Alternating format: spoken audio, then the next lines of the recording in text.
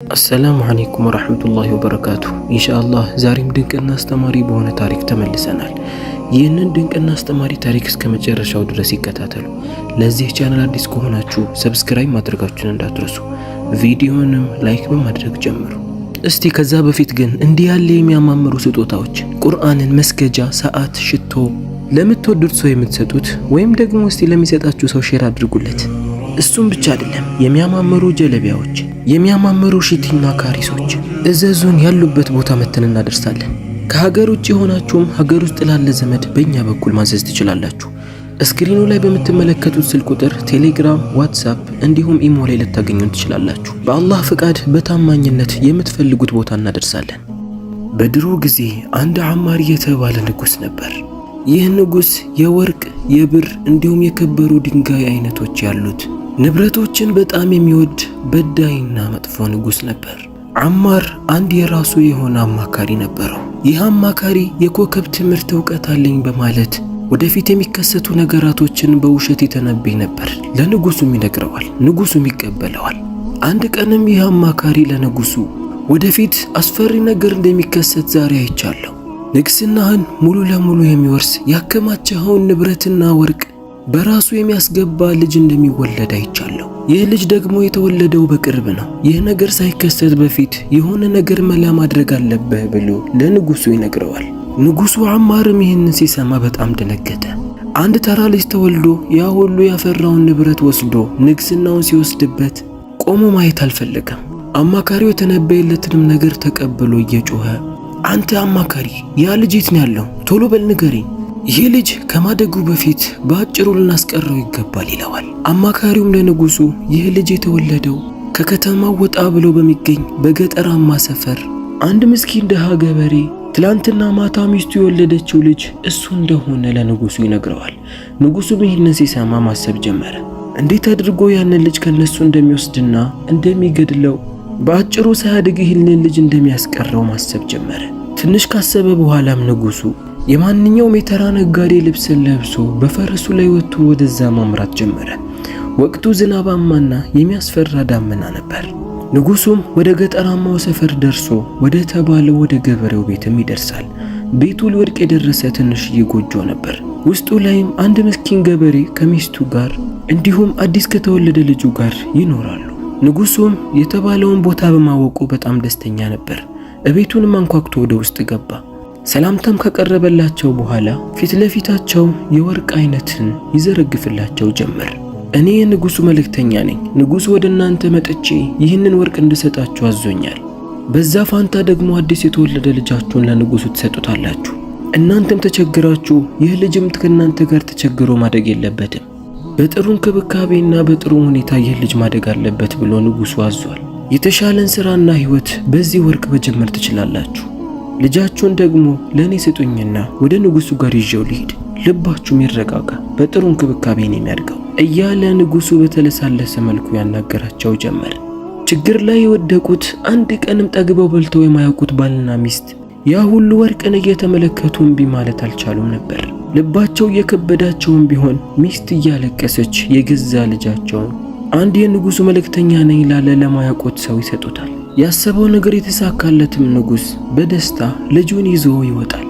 ቀጥታ ያመራው ግን ወደ ቤተ መንግስቱ አልነበረም። ልጁን እንደተሸከመ ወደ ወንዝ ዳር ያመራል። በፈረሱ ላይ የጫነው ትንሽዬ ከጣውላ የተሰራ 4 ማዕዘን ሳጥን ነበር። እሱንም ያወጣና ገና የተወለደውን እያለቀሰ ያለውን ትንሽ ልጅ በሱ ላይ ያስቀምጠዋል። ወደ ልጁ ማትክሮ እየተመለከተ እንግዲህ እዚህ ወንዝ ውስጥ ገብተህ የምትተርፍ አይመስለኝም። እድልህ ሆኖ ከዚህ ተርፈህ አድገህ የምትመጣ ከሆነ እንደተባለው ንግስናዬን ሙሉ ልትወርስ፣ ንብረቴን ሙሉ በራስ ልታደርግ ትችላለህ። ነገር ግን ይሄ የሚሳካልህ አይመስለኝም ይልና ሳጥኑን ወንዝ ውስጥ ይጨምረዋል። ከዛም ንጉሱ በፈረሱ ላይ ወጥቶ ወደ ቤተ መንግስቱ መመለስ ጀመረ። ልጁ ወዲያውኑ ወንዝ ውስጥ ገብቶ እንደሚሞት ትልቅ ተስፋ ነበረው። እየተደሰተም ከዚህ በኋላ የሚያስጨንቀው ነገር እንደሌለም እያሰበ ወደ ቤተ መንግስቱ ተመለሰ። እንደሌላው ጊዜ ወርቆቹን እያከማቸ ብሮችን እየለቀመ የተተረፈረፈ ኑሮን መኖር ጀመረ። በዚህም የተወሰኑ ዓመታት አለፉ። ያንን ያደረገውን ትልቅ በደል ረስቶት ነበር። በዚህም 17 ዓመታት አለፉ። አንድ ቀንም አማር ከተወሰኑ ወታደሮቹ ጋር ሆኖ በጫካ ላይ መዘዋወር ጀመረ።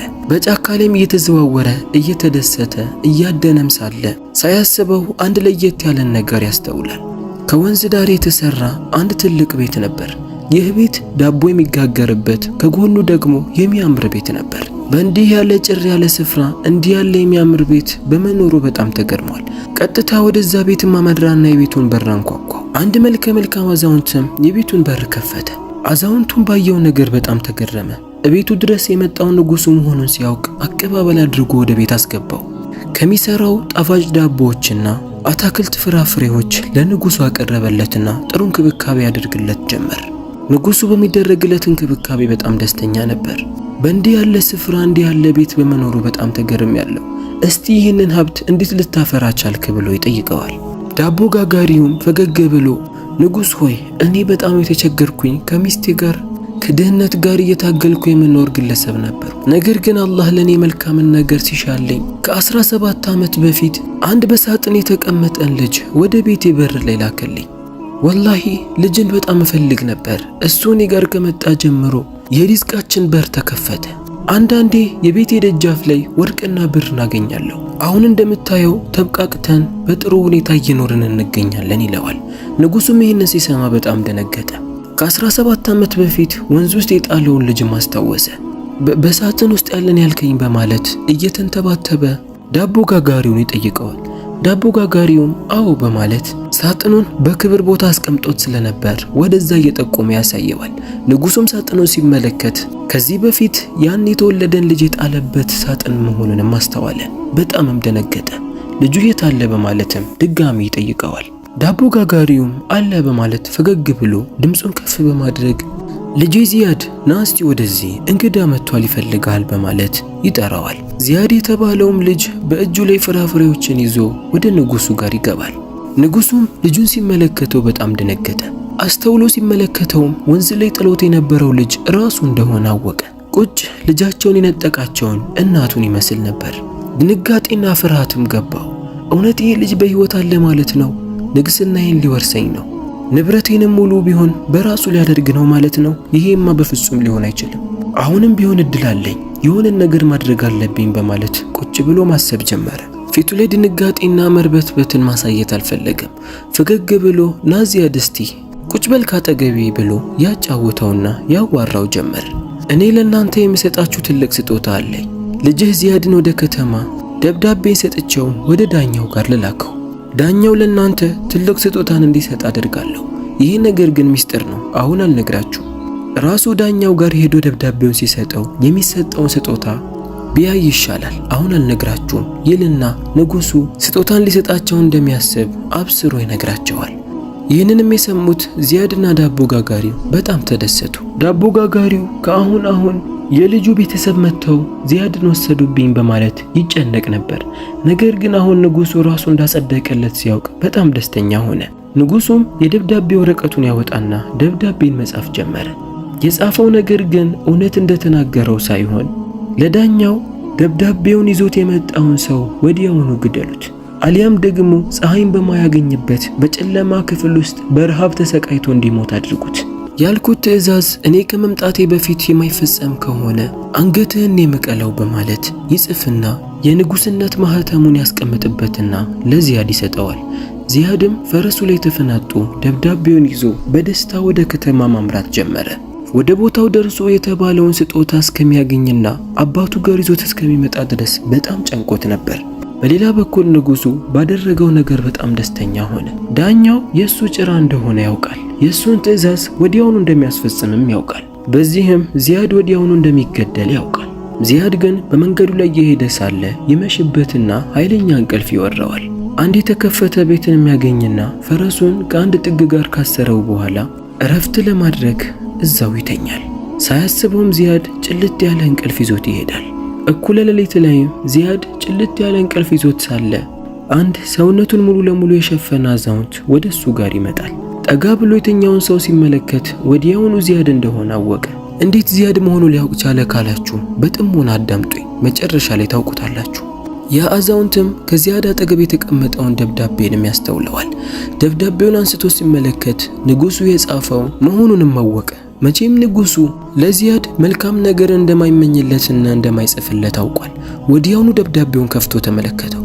ያየውን ነገርን በጣም አናደደው። ይህን ደብዳቤ ምንም የማያውቀው ዚያድ ይዞት ዳኛው ጋር ከሄደ ወዲያውኑ እንደሚገደል አሊያም ደግሞ እንደተባለው ጨለማ ክፍል ውስጥ ገብቶ በረሃብ ተሰቃይቶ እንደሚሞት ያውቃል። አስተዋዩ አዛውንት ዚያድን ለማዳን ከዛም አልፎ የተሻለ ነገር እንዲያገኝ ማሰብ ጀመረ። ንጉሱ ደብዳቤው ላይ የጻፈውን ጽሑፍም አትኩሮ ይመለከተው ጀመር። ንጉሱ የጻፈውን ጽሑፍ እንዴት እንደሆነ በደንብ አስተውሎ ከተመለከተ በኋላ ንጉሱ የጻፈውን ደብዳቤ ያቃጥለዋል። ሌላ ወረቀትንም ያመጣል። የንጉሱንም ጽሑፍ አትኩሮ ተመልክቶት ስለነበር የእሱን ጽሑፍ እያስመሰለ መጻፍ ጀመረ። የጻፈው ደግሞ ንጉሱ ያልጠበቀው ማንም ይሆናል ብሎ ያልጠበቀው ለየት ያለ ነገር ነበር። እሱም እንዲህ ይነበባል። ደብዳቤው ይዞት የመጣውን ልጅ ወዲያውኑ እንክብካቤ አድርጉለት።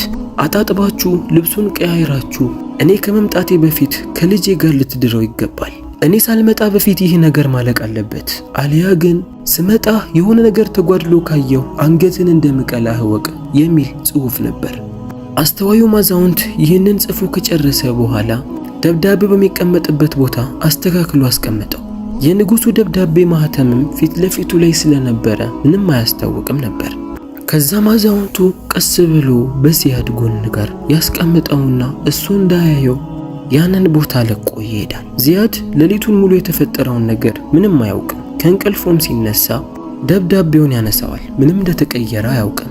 ፈረሱንም ካሰረበት ቦታ ይፈታና ዳኛው ይገኛል ወደ ተባለበትም ቦታ ያመራል። ምንም ሳያንገራግር ዳኛው ጋር ይገባል። ሰላምታም አቀረበለት። ነገር ግን ያ መጥፎ ዳኛ ሰላምታውን አልመለሰለትም ነበር። እንዴት ብትንቅ ነው ወደዚህ እንደዚህ መስለህ የገባኸው? ይዛችሁት ውጡ በማለት ወታደሮቹን ያዛል። ወታደሮቹም የዳኛውን ትዕዛዝ ተቀብለው ዚያድን የጎተቱ ያወጡት ጀመር። ሊናገር እንኳን ፍቃድ አልሰጡትም። ዚያድ ኧረ እባካችሁ ተውኝ ከንጉሱ ጋር ተልኬ ነው በማለት በስተመጨረሻም የንጉሱን ደብዳቤ አውጥቶ ከፍ አድርጎ ያሳያቸው ጀመር። ዳኛው በእጁ ላይ ያዘውን ደብዳቤ ሲመለከት የንጉስነት ማህተም ያለ መሆኑን ሲያውቅ በጣም ደነገጠ። ከእጁ ላይም ተቀብሎ ይቅርታ አድርግልኝ እኔ ንጉሱ መሆኑን አላወቅኩም በማለት ደብዳቤውን ተመለከተው። ና ወደ ውስጥ ግባ፣ እኔ ከንጉስ የተላከ መሆኑን አልመሰለኝም፣ ይቅርታ አድርግልኝ በማለት ዳኛው ዚያድን ወደ ውስጥ ያስገባዋል። ዚያድን በስተመጨረሻ ዳኛው ሊያናግረው ከንጉሱ የተላከ መሆኑን ሲያረጋግጥለት በጣም ተደሰተ። ደብዳቤውንም ከፍቶ ተመለከተው። የተጻፈውም ጽሑፍ ቁጭ የንጉሱን ይመስል ነበር። አለባበሱ የማያምረው ድሃ የሚመስለው ዚያድ የገዛ ልጄን ዳሩለት እያለ መሆኑን ንጉሱ ሲመለከት በጣም ተገረመ። ቀና ብሎም ለዚያድ አንተ ማን ነህ በማለት ይጠይቀዋል። ዚያድም እኔማ የዳቦ ጋጋሪው ልጅ ነኝ፣ ንጉሱ እኛ ጋር ለእንግድነት መጥቶ ነበር፣ ዳኛው ጋር ሂድ ጥሩ ስጦታን ታገኛለህ ብሎ ነው ወደዚህ የላከኝ፣ ምን እንደማገኝ እንኳን አላወቅኩም፣ ምንድነው እንዲያስገረመህና ያስደነገጠህ በማለት ዳኛውን ይጠይቀዋል። ዳኛውም አይ ምንም የንጉሱ ትዕዛዝ ተፈጻሚ ይሆናል ይልና ወዲያውኑ እቤት ውስጥ የሚገኙ ሰራተኞች ወደ ዳኛው ጋር እንዲመጡ ያዛል። ሰራተኞቹም እሱ ጋር በመጡ ሰዓት ቶሎ በሉ ፍጠኑ፣ ንጉሱ ሳይመጣ በፊት ያዘዘን ትልቅ ትዕዛዝ አለ። ፊት ለፊታችሁ የምትመለከቱትን ወጣት ወደ ውስጥ አስገብታችሁ አጣጥባችሁ ልብሱን ቀያይራችሁ የተከበረ ልብስን አልብሱት። ከተማውም ቢሆን መዋብና ፏ ማለት አለበት። ትልቅ ሰርግን ማዘጋጀት አለብን። ሁሉም የመንደሩ ሰው መዋብና ይህንን ትልቅ ሰርግ መታደልም አለበት። ጣፋጭና ብዙ ምግቦችም እንዲዘጋጅ አድርጉ በማለት ዳኛው ሁሉንም ሰዎች ማዘዝ ጀመረ። ዚያድ የሚሰማው ነገር ሁሉ በጣም አስደንግጦታል። ይሄ ሁሉ ለኔ ነው ማለት ምን አድርጌ ነው በማለት ግራ ተጋብቶ ይመለከት ነበር። አልገባኝም ምንድነው እየተካሄደ ያለው በማለት ዳኛው ይጠይቀዋል። ዳኛውም ሰላምታ ያቀረበለት ይሄ የንጉሱ ትዕዛዝ ነው፣ ንጉሱ እንዳለውም ይሄው ላንተ ትልቅ ስጦታን አዘጋጅቶልሃል፣ በላሁን ወደ ውስጥ ግባ ይለውና ወደ ውስጥ ያስገባዋል። ሰራተኞቹም ዚያድን ያጥቡት ጀመር። አጥቦም ከጨረሱ በኋላ የሚያምር ልብስን አልብሰው በዝሆን ሰረገላ ላይ ያደረጉት። የንጉሱ ሴት ልጅ በጣም ውብ ናት። ብዙ የንጉስ ልጆች እሷን ለማግባት ይፈልጋሉ። ነገር ግን አንዳቸውንም ንጉሱ ይሻላልም ነበር። በአንዴ ግን ንጉሱ ለዚህ ተራ ሰው ሊድራት መሆኑን ስታውቅ በጣም ተገረመች። ነገር ግን የአባቷ ትዕዛዝ ስለሆነ በደስታ ነበር የተቀበለችው። የዚያድ ቅንነትና ፈገግታ በጣም አስደስቷታል። የምትፈልገው ሰው አይነት በመሆኑ በጣም ተደስታለች። ወዲያውኑ ነበር ሁለቱ የተጋቡት። የመንደሩ ሰዎችም የስጦታ አይነትን ያመጡላቸው ጀመር። በቀጣዩ ቀንም ንጉሱ ወደ ከተማው ይደርሳል። ከተማው አምሮበት የመንደሩ ሰዎች ሁሉ ለየት ያለ ልብስን ለብሰው እየተደሰቱ መሆኑን ሲመለከት በጣም ግራ ይጋባል። ምን ተፈጥሮ ነው በማለት ወደ ከተማው መግባቱን ቀጠለ። ወደ ውስጥ እየገባ በመጣ ቁጥር ከቤተ መንግስቱ ጀምሮ እንደተዋበ ሲመለከት ቤተ መንግስቱ ውስጥ የሆነ ነገር እንደተፈጠረ ገባው። ሰዎችም የንጉሱ መምጣት ሲመለከቱ ከበሮ እየመቱ ንጉሱ መጣልን በማለት አቀባበል ያደርጉለት ጀመር። ንጉሱ እየተካሄደ ያለው ነገር በጣም ግራ ገባው። ዞር ዞር ብሎ ሲመለከትም አንድ ሰው ሲያልፍ ይመለከትና ያስቆመውና እንዲህ ብሎ ይጠይቀዋል። ምን ተፈጥሮ ነው? ምን እየተካሄደ ነው ያለው? በማለት በቁጣ ይጠይቀዋል። ያ ሰውዬም በደስታ ንጉስ ሆይ ዛሬ እኮ የሴት ልጃችሁ ሰርግ ነው፣ የራሳችሁ ትዕዛዝ እኮ ነው የተፈጸመ ያለው በማለት በደስታ ይመልስለታል።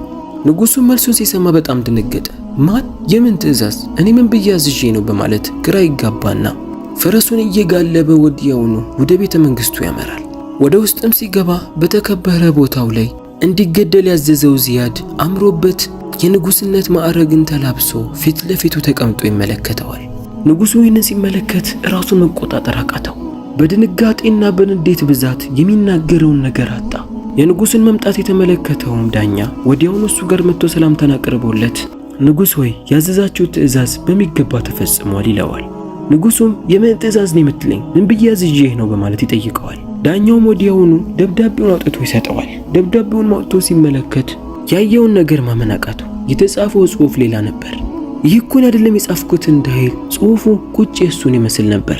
የሆነ ሴራ እየተካሄደ መሆኑም ገባው። እኔ እንዲህ ብዬ አልጻፍኩም፣ እንዲህ ብዬ አላዘዝኩም ሊል ነበር። ነገር ግን ጽሑፉ ቁጭ የራሱን ነው። የንጉስነት ማህተምም አለበት። ሰው በተሰበሰበበት እንደዛ ብሎ ቢናገር ደግሞ ሰዎች ንጉሱ አበደ፣ ምንድነው ሁለት ቃል የሚናገረው ራሱን አያውቅም ስቷል በማለት ሰው ሁሉ ሊያሾፍበትና ሊያፌዝበት ነው። እንደምንም ራሱን ተቆጣጥሮ እሺ አው የኔ ትዕዛዝ ነው በማለት ቆሞ የዚያድን ጭንቅላት እያበሰ ጥሩ ከአሁን በኋላ የኔን ልጅ የምታገባው ንግስናዬንም የምትወርሰው አንተ ነህ። ነገር ግን ይህን ለማድረግ አንድ ትልቅ ፈተና አለ። ይህንን ፈተና የምትወጣ ከሆነ ነው። ይሄ ፈተና ደግሞ ለአንተ ብቻ የቀረበ ሳይሆን ብዙ ሰዎችን የፈተንኩበት ለልጄ ይበጃሉ አይበጁም፣ ወደፊት በኔ ቦታ ተክቶ ማስተዳደር ይችላል አይችልም ብዬ ብዙ ሰዎችን የፈተንኩበት ፈተና ነው። ፈተናውም ፊት ለፊት የሚገኝ ትልቅዬ ጋራ አለ። ከዛ ጋራ ጀርባ አንድ ትልቅዬ ዋሻ አለ። እዛ ዋሻ ውስጥ የሚገኝ አንድ የሚያምር ቀይ ሉል አለ። እሱን የምታመጣ ከሆነ ንግስናዬን ሙሉ ለቅልሃለሁ፣ ልጄንም ቢሆን ታገባለህ ይለዋል። ስለዛ ዋሻ የሚያውቁ ሰዎችም ትዕዛዙን ሲመለከቱ በጣም ደነገጡ። እዛ ዋሻ ላይ ብዙ ሰዎች ገብተው አልተመለሱ። አንድም ሰው ወደዛ ዋሻ ቀርቦ አያውቅም። ንጉሱ የሆነን ሰው ሊቀጣ ሲፈልግ ወደዛ ዋሻ ነበር የሚልከው። በጣም ደነገጡ። ስለዛ ዋሻ ምንም የማያውቀውም ዚያድ የንጉሱን ትዕዛዝ በአክብሮት ተቀብሎ በደስታ ወደዛ ጋራ እንደሚሄድ ለንጉሱ ይነግረዋል። ንጉሱ ሆይ ችግር የለውም፣ ትዕዛዛችሁ ተፈጻሚ እንደሚሆን አትጠራጠሩ፣ ወደዛ ጋራ ሄጄ የምትፈልጉትን ቀይ ሉል ይዤላችሁ እመጣለሁ በማለት ለንጉሱ በደፋርነት ይመልስለታል። ንጉሱም በውስጡ በደስታ ተሞልቶ እንደምታደርገውማ ተስፋ አለኝ በማለት ለዚያድ ይመልስለታል። ዚያድም በተዘጋጀለት ፈረስ ወደዛ ጋራ ማምራት ጀመረ። ቦታው ትንሽ ራቅ የሚል ስለሆነ ያንን ጋራ አቋርጦ ወደ ተባለው ዋሻ የደረሰው አመሻሽ ላይ ነበር። በቦታው ላይም ሲደርስ በጣም የሚያስፈራና ጸጥ ያለ ነበር። ዚያድም በተወሰነ መልኩ ፍርሃት ይሰማው ጀመር። ወደ ዋሻውም ቀረብ አለ። ወደ ዋሻውም ቀረብ ብሎ ሲመለከት ከላዩ ላይ የተጻፈ ጽሑፍ ነበር። ጽሑፉ ነበር ይበልጥ ዚያድ ላይ ፍርሃትን የጨመረበት። ወደዚህ ዋሻ አንድ ሰው እንዳይቀርብ፣ ወደ ውስጥም እንዳትገቡ፣ አልያ መውጫ የላችሁ፣ ሞታችሁም እዛ ነው የሚሆነው የሚል የማስጠንቀቂያ ጽሑፍ ነበር። ዚያድ በጣም ፈራ። ነገር ግን የንጉሱን ትዕዛዝ ለማክበር እንደምንም ደፍሮ ወደ ውስጥ ለመግባት ወሰነ። ወደ ውስጥ ሲገባ ያየውን ነገር ማመን አቃተው። ውስጡ በሚያማምሩ ወርቆች በከበሩ ድንጋዮች የተሞላ ነበር። እንደው የንጉሱን ሴት ልጅ ማግባት ትቶ የቻለውን ወርቅ ለቅሞ ወጥቶ በፈረሱ ላይ ጭኖ ወደ ቤቱ ቢመለስ የራሱንና የአባቱን ሕይወት መቀየር እንደሚችል ያውቃል። ነገር ግን ወደ ቦታው ጠጋ ብሎ ሲመለከት እንደገና ሌላ ነገር አስደነገጠው። ቦታው ላይ ብዙ ሰዎች ሐውልት አለ። በእጃቸው ላይ ያንን የወርቅ የከበረ ድንጋይ ይዘው እዛው ባሉበት ሐውልት ሆነው የቀሩ ሰዎች ነበሩ። ዚያድም ቆም ብሎ አስተውሎ ሲመለከታቸው ፈረሰኛ፣ ንጉሶች እንዲሁም አንዳንድ የንጉስ አማካሪ መሆናቸውን አስተዋለ። በእያንዳንዳቸው እጅ ላይ የወርቅ ሳንቲም አሊያም የከበረ ድንጋይ አለ። ዚያድም ቆም ብሎ ማስተዋል ጀመረ። ምናልባት እኮ ሐውልት ሆነው የቀሩት ሲስገበገቡ ይህንን ወርቅ ሲያነሱ ሊሆን ይችላል። ስለዚህ እኔ ከዚህ ወርቅ ምንም መንካት የለብኝም በማለት ራሱን ያሳምናል። እንደምንም ዚያድ ራሱን ተቆጣጥሮ ወደ ውስጥ ይገባል። የወርቆቹ ማብለስለጅ ነፍስያው ቢያታግለውም እንደምንም እነሱን አልፎ ወደ አንድ ክፍል ይደርሳል። በዛ ክፍል ውስጥም የተቀመጠ አንድ ጠረጴዛ ነበር። በጠረጴዛውም ላይም ስግብግቡ ንጉሥ አምጣልኝ ያለውን ቀዩን ልዑል ያገኛል። ዚያድ በስተመጨረሻም ቀዩን ልዑል በማግኘቱ በጣም ደስተኛ ነበር። ወደ ቀዩ ልዑል እየፈራም ቢሆን ጠጋ አለና እጁን አስቀመጠበት። ነገር ግን ወዲያውኑ ያላሰበው ነገር ገጠመው። ገና እጁን እንዳሳረፈበት ቀዩ ልዑል ወዲያውኑ መብራት ጀመረ። በአቅራቢያው የነበሩ ሲመለከታቸውና ሲያጓጓው የነበረው ወርቆች ሙሉ በመትነን አዋራ ሆነው ቀሩ። ዚያድም ያየው ነገር በጣም አስገረመው። ለካ እነዛ ልቡን ሲስቡት የነበሩት ወርቆች እውነተኛ ወርቅ ሳይሆኑ ሰዎችን ለመፈተን የተቀመጡ ፈተናዎች ነበሩ። ዚያድም ልዑሉን አግኝቶ እየወጣ ሳለ ወደሱ ጋር እየሮጠ አንድ አዛውንት ይመጣል። ያ አዛውንት መጀመሪያም ተኝቶ ሳለ ደብዳቤውን የቀየረው መልካምና ደጉ አዛውንት ነበር። ከመሮጡና ከመደንገጡ ብዛት በጣም እያለከለከ ነበር። ዚያድ ከዋሻው በሰላም እየወጣ መሆኑን ሲመለከት በጣም ተደሰተ። አልሐምዱሊላህ በሰላም በመውጣትህ በጣም ደስተኛ ነኝ። ውስጥ ገፍተህ ቀርተህ ቢሆን ኖሮ ራሴን ወቅሼ ባጠፋሁ ነበር። አንተ ያላወቅከው ብዙ ነገር አለ ብሎ ለዚያድ ይነግረዋል። ዚያድም ግራ በመጋባት አንተ ማነህ? ስለምንስ ነው የምታወራው? በማለት ይጠይቀዋል። አዛውንቱም በረጅሙ ከተነፈሰ በኋላ ና ልጄ ሁሉንም ነገር እነግርሃለሁ ይለውና ንጉሡ እንደምታስበው መልካምና ጥሩ አይደለም። በአንተ ላይ ሲያሴር የነበረው መጥፎ ሴራ ነበር። ከድሮም ጀምሮ ገና ከሕፃንነትህ ነው እንደተወለድክ ከእናት አባትህ ነጥቆ ሊገልህ ወንዝ ውስጥ የጨመረ። እናትና አባትህን በመደለል ንጉሡ ያሳድገዋል፣ ጥሩ እንክብካቤ ይደረግለታል በማለት ለእነሱ የተወሰነ ወርቅ ከሰጣቸው በኋላ ከእነሱ እጅ አንተን አወጣ። ዳሩ ግን እንዳለው አላደረገም፣ ወደ ወንዝ አውጥቶ ወረወረ። እኔም ጉዳዩን በቅርብ ርቀት የተከታተልኩ ስለነበር ወንዝ ውስጥ እንደጨመረ ከዛ እንደራቀ ነበር ወዲያውኑ ከወንዝ ያወጣሁክ። ንጉሡ እኔን ስለሚያውቀኝ ምናልባት አንተን እኔ እጅ ላይ ካየ አንተንም እኔንም አይምረኝም በማለት ፈራሁ። በወንዙ አቅራቢያ አንድ ገበሬ ከሚስቱ ጋር ይኖር ነበር። ያ ገበሬ ለብዙ ጊዜ ልጅን ይመኝ ነበር፣ ነገር ግን ልጅን አላገኙም። ይህንን አውቅ ስለነበር ጥሩ እንክብካቤ ያደርጉልሃል ብዬ በማሰብ የነሱ ደጃፍ ላይ አስቀመጥኩ። በሩንም አንኳኩቼ ሄድኩኝ። ከኔ ጋር የነበረ የተወሰኑ ወርቆች ነበሩ፣ እነሱንም አስቀመጥኩላቸውና ሄድኩኝ። ገበሬው እቤቱ በር ላይ የተቀመጠውን ነገር በማየት በጣም ተደናግጧል። ይሄማ ከአላህ ሪዝቅ የመጣ ነው ብሎ በማሰብ ልጁን ወደ ቤት በደስታ አስገባው። ከዛም አንተን በጥሩ እንክብካቤ ያሳድጉህ ጀመር። አንዳንድ ጊዜ ያገኘሁትን ብር ሆነ ሳንቲም በራቸው ላይ አስቀምጣለሁ። በዚህም ምንም አይነት ጉዳት ሳይነካህ በጥሩ እንክብካቤ በእነሱ እጅ አደግ። ይህንን ምስጢር ለገበሬው እንኳን አልነገርኩትም። ከ17 ዓመት በኋላ ነበር እንደ ድንገት ይህ ንጉሥ ወደ እናንተ ቤት ያመራው። አንተ በህይወት መኖርህን ሲያውቅ በጣም ደነገጠ። አንተ በፍጹም በህይወት ትኖራለህ ብሎ አልጠበቀም ነበር። ያ አማካሪው በተነበየለት የውሸት ትንበያ አንተ ትወርሰኛለህ፣ ንግስናዬን ሙሉ በራስህ ታደርጋለህ ብሎ ስለሰጋ እንደገና አሁንም ሊያሴርብህ ፈለገ። ወደ ዳኛው ጋር ደብዳቤ ጽፎ የላከው እውነት አንተ ልጁን እንድታገባ እንዲሁም የሱ ወራሽ እንድትሆን አልነበረም። ወዲያውኑ እንድትገደል አሊያም ደግሞ ብርሃን በማታገኝበት ጨለማ እስር ቤት ውስጥ ገብተህ በረሃብ እየተሰቃየ እንድትሞት ነበር ያዘዘው። ያኔ መንገድ ላይ ደክሞ ስትተኛ እኔ ነበርኩኝ ደብዳቤውን ቀይሬ የሱን ጽሑፍ አስመስዬ የንጉሱን ሴት ልጅ እንድታገባ ወራሽ እንድትሆን ብዬ ጻፍኩት። ንጉሱ አንተ ሞታል ብሎ በደስታ ሲመለስ ያየውን ነገር ማመን አቃተው። አሁንም ቢሆን በአንተ ተስፋ ሊቆርጥ አልፈለገም። ወደዚህ ዋሻ ይላከህ እውነት አንተ ፈተናውን እንድታልፍ እንዲሁም ልጁን ሊድርልህ ፈልጎ አይደለም። በዚህ ዋሻ ውስጥ የገቡ ሰዎች ሁሉ አልተመለሱም። ወርቁን ገና እንደነካህ ነው ወደ ሐውልት የምትቀየረው። የአላህ ነገር ግን አንተ ይህንን አልፈህ በሰላም እንድትወጣ አደረገ። ስለዚህ አሁንም ወደ ንጉሱ ጋር ስትመለስ ለኔ ጥሩ አስተሳሰብ አለው ብለህ እንዳትጠብቅ በማለት ደጉ አዛውንት ለዚያድ ሁሉንም ነገር ይነግረዋል። ዚያድ የሰማውን ነገር ማመን አቅቶት እያለቀሰ ነበር ሲሰማ የነበረው። በንጉሱ ድርጊት በጣም ተናዶ ነበር። ነገር ግን አሁንም ቢሆን ጊዜው አልረፈደም። በሌላ በኩል ንጉሱ ከአማካሪዎቹ ጋር ሆኖ በደስታ እየሳቀና እየተጫወተ እየጠጣ ነበር።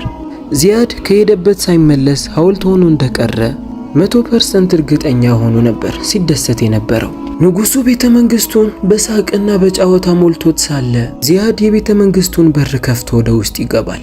ንጉሱ ዚያድ በሰላም መመለሱን ሲያውቅ ያየውን ነገር ማመን አቃተው። በጣም ደነገጠ። እንዴት መጣህ ሳይሆን ለምንድነው ወዳልኩህ ቦታ ያልሄድከው ብሎ ነበር በቁጣ የጠየቀው። ዚያድ ግን ወዲያውኑ ከኬሱ ውስጥ ያንን ቀይ ሉል በማውጣት ንጉስ ሆይ ያልከኝን ነገር በአግባቡ ይዤልህ መጥቻለሁ፣ ይኸው ቀዩ ሉል በማለት አውጥቶ ፊት ለፊቱ ያሳየዋል። ንጉሱ በጣም ደነገጠ። በዚያድ እጅ ላይ የሚገኘው እውነተኛው ቀይ ሉል መሆኑን ሲያውቅ የሚያደርገውን ነገር አጣ።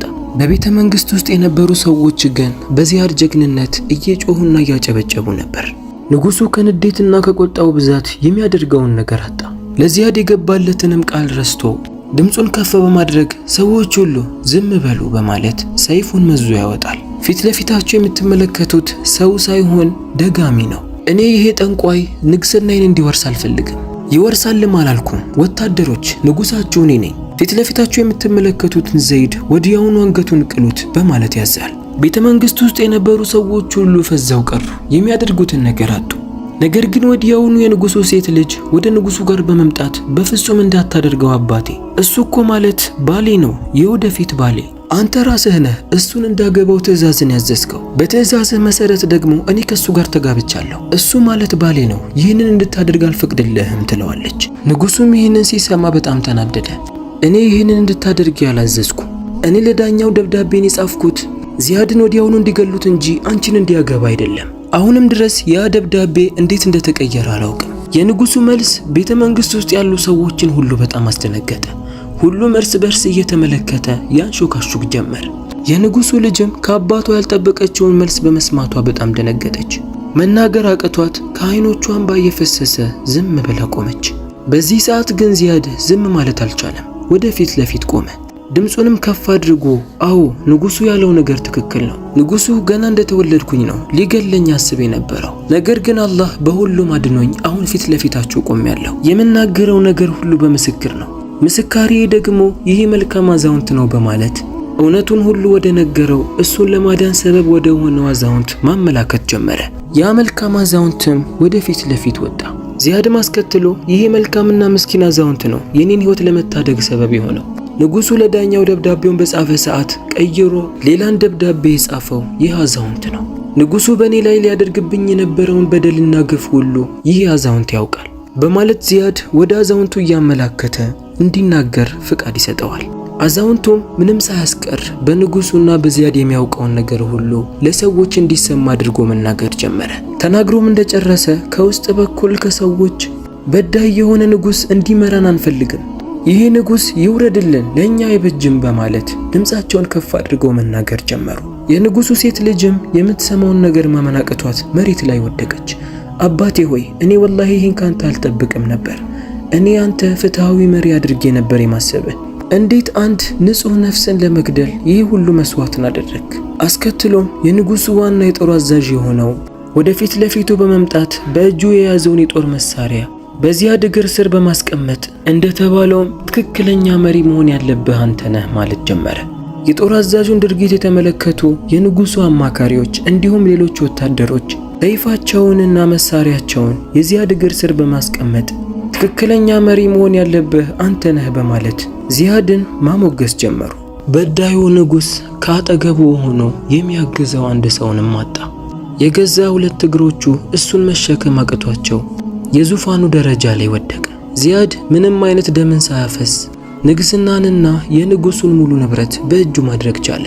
ንጉሱ ያሰበው ዘዴ ያደረገው ሸር ሁሉ በራሱ አንገት ላይ ተጠምጥሞ አነቀው። በቤተ መንግስት ውስጥ የነበሩ ሰዎች ሁሉ ከአሁን በኋላ መሪያችን ዚያድ ነው በማለት ለዚያድ እጅ መስጠት ጀመሩ። ዚያድም ወደ ንጉሱ ጋር ቀረባልና አንተ የመንደሩ ሰዎች ሁሉ ጠልተውሃል በሰራኸው ግፍና በደል ምክንያት ማንኛውም አይነት ቅጣት ባደርግብህ ሰው ሁሉ ተቀባይ እንደሚሆን አውቃለሁ። ነገር ግን እኔ እንዳንተ ለሰዎች ጭካኔን ማስተማር አልፈልግም። ከንግስና ሙሉ ለሙሉ ወርደህ ምንም አይነት ንብረትን ሳትይዝ ይህንን መንደር ለቀህ እንድትወጣ ብቻ ነው የማደርገው። በዚህ ቅጣት ትማራለህ ብዬ ተስፋ አድርጋለሁ በማለት ንጉሱ ላይ ይፈርድበታል። ንጉሱም የለበሰው የንግስና ልብስ እንዲወልቅና ማንኛውም ተራሱ የሚለብሰውን ልብስ ለብሶ ከመንደሩ እንዲባረር ተደረገ። ዚያድም ንጉስ ሆኖ የመንደሩ ሰዎችን ለመምራት ተሾመ። መጀመሪያ የራሱ አማካሪ አድርጎ የሾመው ሕይወቱን ለማዳን ሰበብ የሆነለት መልካሙን አዛውንት ነበር። ምትወደውና ምታስብለት ለሐቅ ብላ አባቷን የተወችውን በእውነተኝነት የምትወደውን ሚስት በማግኘቱ በጣም ደስተኛ ሆነ። ዚያድ መሪ እንደሆነ ጊዜን አላባከነም። ወዲያውኑ ወደ ገዛ እናትና አባቱ ጋር ነበር ቀጥታ ያመራው። ገና በልጅነቱ ንጉሱ መጥቶ እኔ ያሳድገዋለሁ በማለት በገንዘብ የለወጡት የገዛ እናትና አባቱ ጋር ነበር ያመራው። እናትና አባቱ ምንም ያህል በዛ ወርቅ የተወሰነ ሕይወታቸውን መቀየር ቢችሉም ሕይወታቸው ግን ልጃቸውን በማጣታቸው በሰሩት ድርጊት አፍረው በጣም አዝነውና ተክዘው ነበር ይኖሩ የነበረው። አሁን ግን ፊት ለፊታቸው የገዛ መሪ ሆኖ ልጃቸውን ሲመለከቱ ማመን አቃታቸው። አባት እያለቀሰ እባክህ ልጄ ሆይ ይቅርታ አድርግልን፣ ያኔ የገዛ ልጃችንን በብር ቀየር ነው፣ እባክህ ይቅርታ አድርግልን ማለት ጀመረ። እናትም እያለቀሰች ወላሂ አሁንም ድረስ ቢሆን በልቤ አልጠፋህም፣ ያኔ ምን አለ ከነ ድህነታችን አንተን ባሳደግነህ እያልኩኝ አሁንም ድረስ በሰራሁት ድርጊት እቆጫለሁ፣ እባክህ ልጄ ይቅርታ አድርግልኝ እያሉ ይለምኑት ጀመር። ዚያድም እባካችሁ አታልቅሱ በማለት እሱም እያለቀሰና እያነባ ተራ በተራ ለረጅም ሰዓት አቅፏቸው ማልቀስ ጀመረ። ዚያድም እናትና አባቱን ከዛ ደሳሳ ጎጆ አውጥቶ ወደ ራሱ አስጠግቶ ከራሱ ጋር በተከበረ ቤተ መንግስት ውስጥ ያኖራቸው ጀመር። ሱብሃንአላህ፣ የአላህ ተአምር በጣም ድንቅ ነው። ያኔ በልጅነቱ ወንዝ ውስጥ ሲጨመር ይሞታል ቢተርፍ እንኳን የአውሬዎች መጫወቻ ይሆናል ተብሎ የተጠበቀው ዚያድ ተበዳዮች ተበድሎ የማይረሳቸው አላህ ግን ከዛ ወንዝ ውስጥ አውጥቶ በዳዮች የእጃቸውን እንዲያገኙ አደረገ። የዛሬው ታሪካችን ይህንን ይመስላል። ከታሪኩ ትልቅ ትምህርትን እንደወሰዳችሁ ተስፋ አደርጋለሁ። ይህንን ታሪክ ከየት ሆናችሁ እንደምትከታተሉ ኮሜንት ስር አስቀምጡልን። ይህንን ድንቅ ታሪክ ሰብስክራይብ፣ ላይክ፣ ሼር ማድረጋችሁን እንዳትረሱ።